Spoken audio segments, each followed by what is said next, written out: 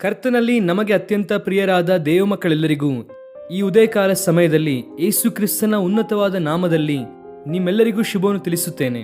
ಯೇಸುವಿನ ನಾಮವು ಅತ್ಯುನ್ನತವಾದಂತಹ ನಾಮ.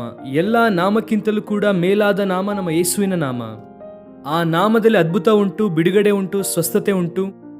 ನಿಮಗೆ ಎಂಥ ಆಶೀರ್ವಾದಗಳು ಅವಶ್ಯವಾಗಿದೆಯೋ, ಎಂತಹ ಉದ್ದೇಶವನ್ನು ಹೊಂದಿದ್ದೀರೋ, ದೇವರು ನಿಮ್ಮ ಉದ್ದೇಶಕ್ಕಿಂತಲೂ ಮಿಗಿಲಾಗಿ ನಿಮ್ಮನ್ನು ಆಶೀರ್ವದಿಸಿ ನಡೆಸುವಂತಹ ದೇವರು. ಆತನನ್ನು ದೃಷ್ಟಿಸುವ ಪ್ರತಿ ಸಾರಿ ದೇವರು ನಮಗೆ ಬೆಳಕನ್ನು ದಯಪಾಲಿಸುತ್ತಾರೆ. ಆ ಬೆಳಕಿನಲ್ಲಿ ನಾವು ನಡೆಯುವಾಗ ದೇವರಿಗೆ ಮಹಿಮೆಕರವಾಗಿ ನಾವು ಜೀವಿಸಬಹುದು. ನಿಮ್ಮಲ್ಲಿ ಅನೇಕರು ನಮಗೋಸ್ಕರವಾಗಿ ಪ್ರಾರ್ಥಿಸುತ್ತಾ ಇದ್ದೀರಾ. ನಾವು ಕೂಡ ನಿಮಗೋಸ್ಕರವಾಗಿ ಪ್ರಾರ್ಥಿಸುತ್ತಾ ಇದ್ದೇವೆ.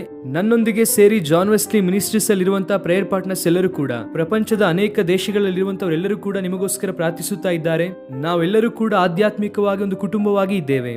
ಆದ್ದರಿಂದ ನಾವು ಕರ್ತನನ್ನು ಸ್ತುತಿಸಬೇಕು, ಆತನನ್ನು ಘನಪಡಿಸಬೇಕು. ಪ್ರತಿದಿನವೂ ಕೂಡ ಕೊಡಲ್ಪಡುತ್ತಾ ಇರುವಂತಹ ವಾಗ್ದಾನ ಸಂದೇಶದ ಮೂಲಕ ನಿಮ್ಮಲ್ಲಿ ಅನೇಕರು ವಿಶೇಷವಾಗಿ ಆಶೀರ್ವದಿಸಲ್ಪಡುತ್ತಿದ್ದಾರೆ ಎಂಬುದಾಗಿ ಕೇಳಿ ನಾನು ಕರ್ತನನ್ನು ಸ್ತುತಿಸುತ್ತಾ ದೇವರು ನಮಗೆ ಕೊಟ್ಟಂತ ಬಾಧ್ಯತೆಗಾಗಿ, ಆತನು ನಮಗೆ ಅನುಗ್ರಹಿಸುತ್ತಾ ಇರುವಂತಹ ಎಲ್ಲಾ ಕೃಪೆಗಾಗಿ ದೇವರಿಗೆ ಮಹಿಮೆ ಸಲ್ಲಿಸುತ್ತೇವೆ. ಈ ದಿನ ವಾಗ್ದಾನವನ್ನು ಓದೋಣವ. ಸತ್ಯವೇದವನ್ನು ತೆಗೆದು 143ನೇ ಕೀರ್ತನೆ 8ನೇ ವಾಕ್ಯವನ್ನು ಓದೋಣ.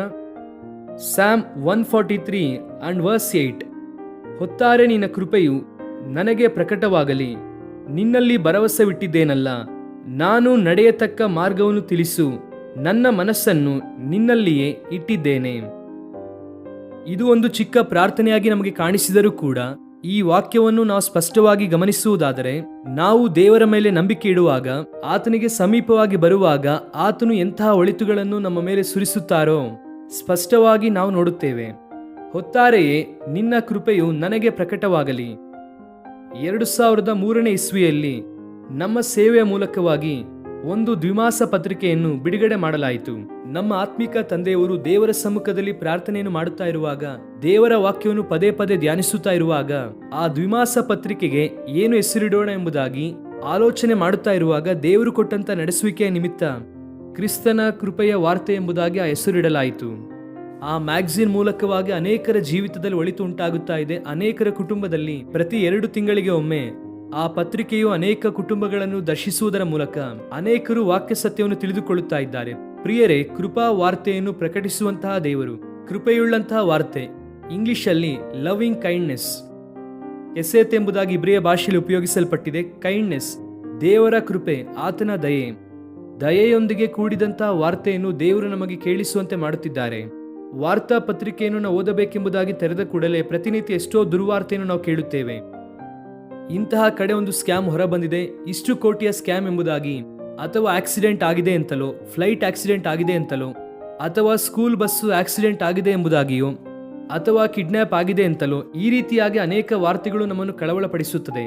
ನ್ಯೂಸ್ ಪೇಪರ್ ಅನ್ನು ಓದಿ ನಾನು ಬಹಳ ಸಂತೋಷವಾಗಿದ್ದೇನೆ ಎಂದು ಹೇಳುತ್ತಾ ಇರುವಂತಹ ದಿನಗಳು ಈ ದಿನ ಬಹಳ ದೂರವಾಗಿದೆ.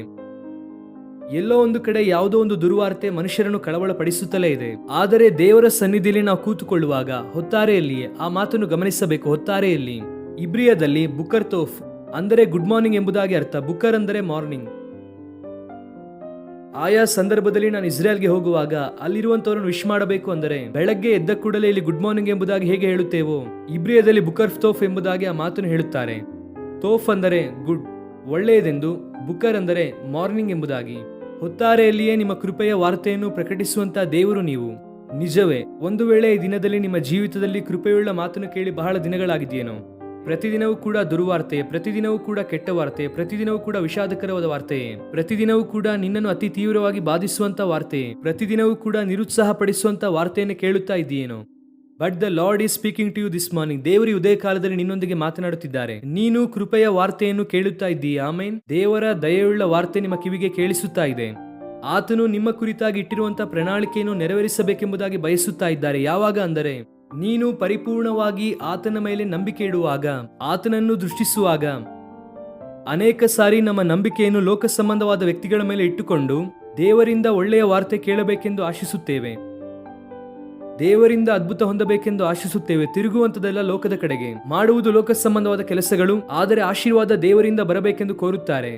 ವಾಕ್ಯವು ಹೇಳುತ್ತಾ ಇದೆ, ನೀನು ದೇವರ ಮೇಲೆ ನಂಬಿಕೆಯನ್ನು ಇಡುವಾಗ ನಿನ್ನ ರಕ್ಷಕನಾದ ದೇವರ ಮೇಲೆ ನಂಬಿಕೆ ಇಡುವಾಗ, ನಿನಗೋಸ್ಕರವಾಗಿ ಶಿಲುಬೆಯಲ್ಲಿ ಸತ್ತಂತ ಯೇಸು ಕ್ರಿಸ್ತನ ಮೇಲೆ ನಂಬಿಕೆ ಇಡುವುದಾದರೆ, ಮೂರನೆಯ ದಿನದಲ್ಲಿ ಮರಣವನ್ನು ಜಯಿಸಿದಂತ ಯೇಸು ಕ್ರಿಸ್ತನ ಮೇಲೆ ಪರಿಪೂರ್ಣವಾದ ನಂಬಿಕೆ ಇಡುವಾಗ ನೀನು ದೇವರ ಕೃಪಾ ವಾರ್ತೆಯನ್ನು ಕೇಳುತ್ತೀಯ. ಪ್ರಿಯ ಸಹೋದರಿ, ಪ್ರಿಯ ಸಹೋದರ, ಇಲ್ಲಿಯ ತನಕ ಲೋಕದಲ್ಲಿ ತಿರುಗಾಡಿ ಬಹಳ ಬಳಲಿ ಹೋಗಿದ್ದೀಯೇನೋ? ಕೇಳಬಾರದೇ ಇರುವಂತ ಮಾತನ್ನು ಕೇಳಿ ನಿಮ್ಮ ಜೀವಿತ ಪತನಾವಸ್ಥೆಗೆ ಹೋಗಿದ್ದೀಯೇನೋ?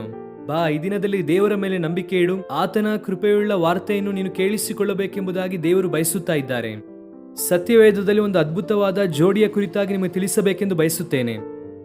ಜಕರಿಯ ಹಾಗೂ ಎಲಿಜಬೆತ್ ಎಂಬುದಾಗಿ ಇಬ್ಬರು ಗಂಡ ಹೆಂಡತಿ ಇದ್ದಾರೆ. ಅವರು ದೇವರಲ್ಲಿ ಭಯಭಕ್ತಿಯುಳ್ಳವರಾಗಿ ನೀತಿವಂತರಾಗಿ ಜೀವಿಸುತ್ತಾ ಇದ್ದಾರೆ. ಆದರೂ ಕೂಡ ಅವರ ಜೀವಿತದಲ್ಲಿ ಕೊರತೆ ಇದೆ. ಮಕ್ಕಳಿಲ್ಲದೆ ಇರುವಂತಹ ಕೊರತೆಯನ್ನು ಹೊಂದಿದ್ದಾರೆ. ಆದರೆ ಜಕರಿಯನು ಯಾವಾಗ ತನ್ನ ಸರದಿ ಬಂದು ದೇವಾಲಯದಲ್ಲಿ ಸೇವೆ ಮಾಡುವುದಕ್ಕಾಗಿ ಬಂದನು, ಪ್ರಾರ್ಥಿಸುವುದಕ್ಕಾಗಿ ಬಂದನೋ, ದೇವರು ತನ್ನ ದೂತನ ಮೂಲಕವಾಗಿ ಮಾತನಾಡುತ್ತಿದ್ದಾರೆ. ಜಕರಿಯನೇ, ನಿನ್ನ ಪ್ರಾರ್ಥನೆಯು ಕೇಳಲ್ಪಟ್ಟಿದೆ. ನೀನು ಯಾವುದಕ್ಕೋಸ್ಕರವಾಗಿ ಪ್ರಾರ್ಥಿಸುತ್ತಾ ಇದ್ದೀಯೋ, ಯಾವ ಆಸಕ್ತಿಯಿಂದ ಪ್ರಾರ್ಥಿಸುತ್ತಾ ಇದೆಯೋ, ನಿನ್ನ ಪ್ರಾರ್ಥನೆ ಕೇಳಲ್ಪಟ್ಟಿದೆ. ಉತ್ತರವನ್ನು ಕೊಡುತ್ತೇನೆ ಎಂಬುದಾಗಿ ದೇವರು ವಾಗ್ದಾನ ಮಾಡಿ, ಎಲಿಜಬೆತಳು ವೃದ್ಧಾಪ್ಯದಲ್ಲಿ ಇದ್ದರೂ ಕೂಡ, ಅಂದರೆ ಮಗುವನ್ನು ಹೆರುವುದು ಅಸಾಧ್ಯವೆಂಬುದಾಗಿ ಅನ್ನಿಸುತ್ತಾ ಇರುವಂತಹ ಆ ಸಮಯದಲ್ಲೂ ಕೂಡ ದೇವರು ಆಕೆಯನ್ನು ನೆನಪಿಸಿಕೊಂಡು ಒಬ್ಬ ಒಳ್ಳೆಯ ಮಗುವನ್ನು ಕೊಡುತ್ತಾರೆ. ಅವನೇ ಸ್ನಾನಿಕನಾದ ಯೋಹಾನನು. ಯೇಸು ಕ್ರಿಸ್ತನ ಮಾರ್ಗವನ್ನು ಸರಾಗ ಮಾಡುವಂತ ವ್ಯಕ್ತಿಯಾಗಿ ಲೋಕಕ್ಕೆ ಬರುತ್ತಾನೆ. ಈ ದಿನ ನಿನಗೆ ದೇವರು ಉದಯ ಕಾಲದಲ್ಲಿ ತನ್ನ ಕೃಪೆಯ ವಾರ್ತೆಯನ್ನು ಕೇಳುವಂತೆ ಮಾಡುತ್ತಿದ್ದಾರೆ. ನಿನ್ನ ಜೀವಿತದಲ್ಲಿ ಅದ್ಭುತವನ್ನು ಮಾಡುವುದಕ್ಕೆ ಸಾಮರ್ಥ್ಯವುಳ್ಳ ದೇವರು ಆರೋಗ್ಯ ವಿಷಯದಲ್ಲಿ ಒಂದು ಒಳ್ಳೆಯ ಮಾತನ್ನು ಕೇಳಬೇಕೆಂದು ಆಶಿಸುತ್ತಾ ಇದ್ದೀಯಾ? ದೇವರು ಖಚಿತವಾಗಿ ಸ್ವಸ್ಥತೆಯನ್ನು ಕೊಟ್ಟು ನಿಮ್ಮ ಜೀವಿತದಲ್ಲಿ ಒಳಿತನ್ನು ಮಾಡುತ್ತಾರೆ. ಆರ್ಥಿಕ ಪತನಾವಸ್ಥೆಯಲ್ಲಿ ಇದ್ದೀಯಾ? ನಿನ್ನ ದೇವರು ನಿನ್ನನ್ನು ನಿಲ್ಲಿಸುತ್ತಾರೆ.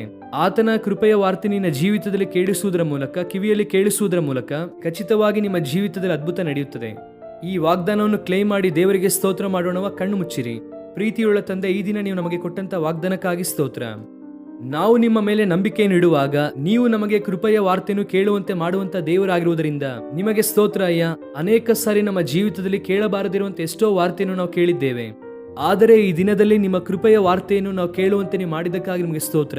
ಈ ವಾಗ್ದಾನ ಸಂದೇಶವನ್ನು ಕೇಳುತ್ತಾ ಇರುವಂತ ನಮ್ಮ ಪ್ರಿಯರನ್ನು ಬಲವಾದ ನಿಮ್ಮ ಶಕ್ತಿಯಿಂದ ಬಲದಿಂದ ತುಂಬಿಸಬೇಕೆಂದು ಕೇಳಿಕೊಳ್ಳುತ್ತಾ, ಈ ದಿನವೆಲ್ಲ ಬೇಕಾಗಿರುವಂತಹ ಕೃಪೆಯನ್ನು ಸಮೃದ್ಧಿಯಾಗಿ ಪ್ರತಿಯೊಬ್ಬರ ಮೇಲೆ ಸುರಿಸಿ, ಅನಾರೋಗ್ಯದಲ್ಲಿರುವವರಿಗೆ ಸ್ವಸ್ಥತೆ ನೀಡಿರಿ, ಬಿಡುಗಡೆ ದಯಪಾಲಿಸಿರಿ, ನಿರುತ್ಸಾಹದಲ್ಲಿರುವವರನ್ನು ಮೇಲೆತ್ತಿರಿ, ನಿಮಗೋಸ್ಕರವಾಗಿ ಮುಂದೆ ಸಾಗುವುದಕ್ಕೆ ಬೇಕಾದಂತ ಕೃಪೆ ನೀಡಿರಿ. ಸ್ತುತಿ ಘನ ನಿಮಗೆ ಮಾತ್ರ ಸಲ್ಲಿಸುತ್ತಾ ಯೇಸು ಕ್ರಿಸ್ತನ ನಾಮದಲ್ಲಿ ಬೇಡಿ ಹೊಂದಿಕೊಳ್ಳುತ್ತೇವೆ ನಮ್ಮ ತಂದೆ. Amen, amen. God bless you dear friends. Have a wonderful day.